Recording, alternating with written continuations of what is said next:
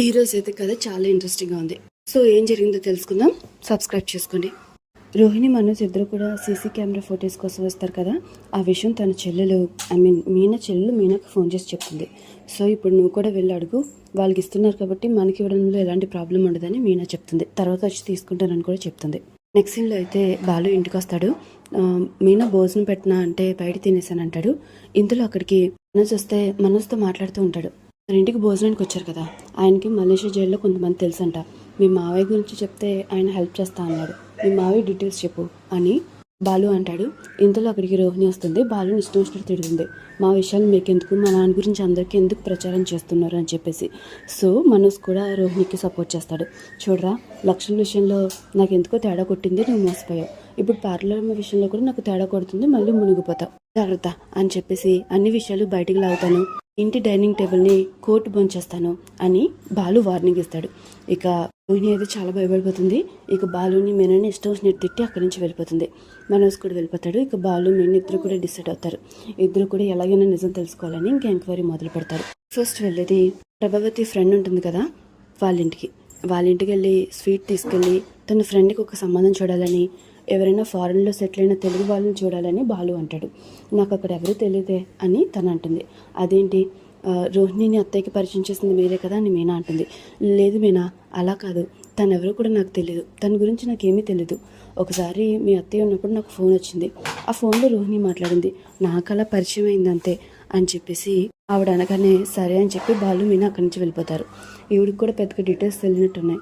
ఒక పని చేస్తాను, నేను విద్య దగ్గరికి వెళ్ళి కనుక్కుంటానని చెప్పి మీనా విద్య దగ్గరికి వెళ్తుంది. ఇక విద్య ఏమో కాఫీ షాప్లో ఉంటుంది. ఒక అబ్బాయిని కొడుతుంది కదా, మీనా వెనకాల పడిన అబ్బాయి, తన్ని కాఫీకి పిలుస్తుంది. ఇద్దరు కూడా కాఫీ తాగుతారు, సరదాగా మాట్లాడుకుంటారు. ఇక విద్యకి మంచి ఇంప్రెషన్ వస్తుంది. అలాగే ఇంటికి వెళ్ళిపోతుంది. వెంటనే డోర్ బెల్ మోగుతూ ఉంటుంది అనమాట. ఫాలో అవుతూ వచ్చేసినట్టున్నాడని డోర్ ఓపెన్ చేయగానే మీనా ఉంటుంది. రా, మళ్ళీ ఎవరైనా వెనకబడుతున్నారా ఏంటి, నేను నిన్ను పిలుద్దాం అనుకున్నాను అని విద్య అంటుంది. నువ్వెందుకు నన్ను పిలుద్దాం అనుకున్నావు అని మీనా అంటూ ఉంటుంది. అదా, మీరిద్దరు అంత ప్రేమగా ఉంటారు కదా, ఎలా ప్రేమగా ఉంటారో తెలుసుకుందామని, అసలు ఏం చేయాలి అని అంటూ ఉంటుంది. ఇలా కాసేపు మాట్లాడుకున్న తర్వాత మీనా రోహిణి గురించి అడుగుతుంది. మీరిద్దరు కలిసి చదువుకున్నారా, ఎక్కడ చదువుకున్నారు, మరి ఒకప్పుడు అలా చెప్పేవేంటి, ఇలా చాలా క్వశ్చన్స్ అడుగుతుంది. విద్య అయితే చాలా టెన్షన్ పడిపోతుంది, ఏవేవో సమాధానం చెప్తుంది. మీనాకి డౌట్ వచ్చి ఇంకా బయటకు వచ్చేస్తుంది. విద్యకు కూడా సరిగ్గా ఏం తెలియదు, తెలిసినవన్నీ కూడా అబద్ధాలు చెప్తుంది. ఇంకా అడిగితే సంబంధం లేకుండా మాట్లాడుతుంది అని బాలుతో చెప్తుంది మీనా. అయితే ఖచ్చితంగా తెలుసుకోవాల్సింది ఏదో ఉందని చెప్పేసి బాలు మీనా ఇద్దరు కూడా ఫిక్స్ అవుతారు. విద్య వెంటనే రోహిణికి ఫోన్ చేస్తుంది. ఇలా మీనా వచ్చింది, నేను ఎంతకాలమైనా అబద్ధం చెప్పను, నా విషయంలో నేను ఎప్పుడు అబద్ధం చెప్పలేదు, నీ విషయంలో నేను అబద్ధం చెప్తూ వస్తున్నాను, ఇలా అయితే కష్టం, నిజం చెప్తే గుర్తుంచుకుంటాం, అబద్ధాలు ఎన్నని గుర్తుంచుకుంటాం, ఒక్కొక్కసారి ఒక్కొక్క సమాధానం చెప్తున్నాం అని విద్య సీరియస్ అవుతుంది. ప్లీజే నా గురించి నిజం చెప్పొద్దు అని రోహిణి కూడా బాధపడుతుంది. ఇక అదే టైంలో మనోజ్ కూడా వస్తాడు.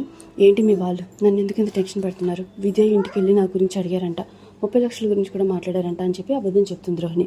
మాట్లాడితే ఏమవుతుంది అని మనోజ్ అంటాడు. అలా ఎందుకు మాట్లాడడం, మన ఇంట్లో ఎందుకు కలెక్ట్ చేసుకోవడం అని చెప్పి రోహిణి అంటుంది. ఇదంతటికీ కారణం ఆ 30 లక్షలు, అవి ఎలాగైనా తిరిగి ఇచ్చేయాలి అని రోహిణి అనుకుని ఒక పని చేయి, ఈ మావయ్య ఉన్నాడు కదా, ఏ దేశంలో ఉన్నాడు కనుక్కో, నేను మాట్లాడతాను అని మనోజ్ అంటాడు. ఏం అవసరం లేదని చెప్పి రోహిణి అంటుంది. చూడు, హెల్ప్ తీసుకోవాలి, ఒకవేళ వాడి దొరికినా వాడి దగ్గర 30 లక్షలు ఉన్నాయో లేదో మనకు తెలియదు, ఒకసారి మాట్లాడి చూడు అని చెప్పేసి మనోజ్ అంటాడు. సరే అని చెప్పి రోహిణి అంటుంది. చాలా బాధపడుతూ ఉంటుంది. నెక్స్ట్ సీన్లో అయితే బాలు వస్తాడు, అందరినీ పిలుస్తాడు. అందరి చేతిలో ఒక్కొక్క పేపర్ పెట్టి సైన్ పెట్టమంటాడు. ఇక మనోజ్ అయితే ఎప్పటిలాగే ఈ పేపర్లో ఏముంది, ఇల్లు మొత్తం నీ పేరు మీద రాయించేసుకుంటున్నావా అని అంటాడు. నేనేమీ పాలనంలో కాదు, ఇల్లు మింగడానికి సరిగ్గా చదువు, డిగ్రీలు ఉన్నాయి కదా అని చెప్పి బాలు తిడతాడు. ఇవన్నీ కూడా పాస్పోర్ట్ కోసం అప్లికేషన్స్ అని అనగానే రవి ఇక ఎందుకు అని అంటూ ఉంటారు. ఇక శృతి ఏమో నాకు ఆల్రెడీ పాస్పోర్ట్ ఉంది అంటుంది. రోహిణి కూడా ఉండే ఉంటుంది అనగానే ఉంది అని అబద్ధం చెప్తుంది. అంటే మేము ఎప్పుడు హనీమూన్కి వెళ్ళలేదు కదా, సో అందరినీ కలిపి తీసుకెళ్దాం మలేషియా అని అనుకుంటున్నానని బాలు అంటాడు. ఇక మీనా అయితే షాక్ అయిపోతుంది. మీనా కాదు, రోహిణి.